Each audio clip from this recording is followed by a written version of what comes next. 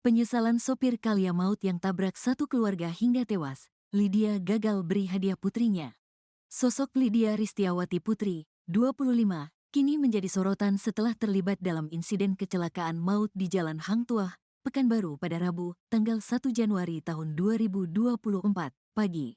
Ia bersama teman prianya, Antoni Rohmansyah yang mengemudikan mobil Kalia menabrak satu keluarga hingga tewas. Saat diamankan Polresta Pekanbaru, tangis Lydia tidak terbendung. Lydia diketahui berasal dari Sukabumi.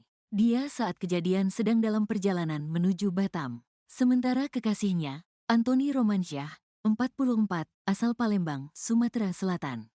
Dalam perjalanan, mereka berhenti di Palembang lalu mengkonsumsi narkotika jenis sabu. Sesampainya di Pekanbaru, mereka singgah dan merayakan pergantian tahun di salah satu tempat dugem. Dalam perjalanan pulang ke penginapan, Lydia mengaku sibuk menelepon anaknya di kampung.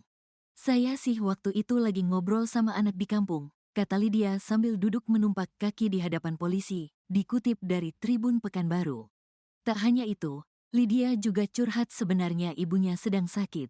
"Mama saya sakit-sakitan," katanya. "Tiba-tiba udah dak gitu aja," tambah Lydia. Dengan santainya Lydia Ristiawati Putri mengaku tidak mengetahui kronologi dan penyebab kecelakaan hingga menewaskan satu keluarga di Pekanbaru.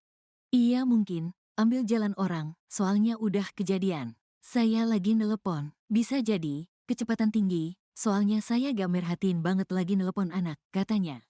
Sementara itu, jika dilihat di akun sosial medianya, Putri Adelia Jovelyn, rencananya Lydia merayakan ulang tahun putrinya ketika pulang ke Sukabumi. Karena terlibat kecelakaan maut di Pekanbaru dan juga terbukti mengonsumsi narkoba, Lydia kini urung pulang ke Sukabumi. Putri pertamanya berulang tahun ke-8 pada tanggal 23 Desember tahun 2024.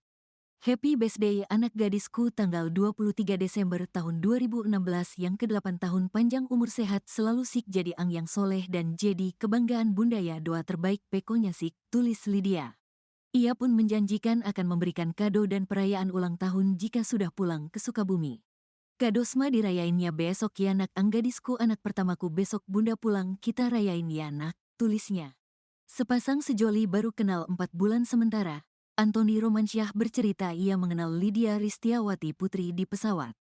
"Kenal, di pesawat, dari Jakarta ke Batam," katanya. "Rupanya mereka baru kenal sudah sekitar 4 bulan. 4 bulanan," katanya. Anton mengaku memiliki hubungan spesial dengan Lydia. Saking dekatnya, Anton dan Lydia bahkan sampai menghisap sabu-sabu bersama. Anton, Lydia dan Denny rupanya sedang dalam perjalanan menuju ke Batam.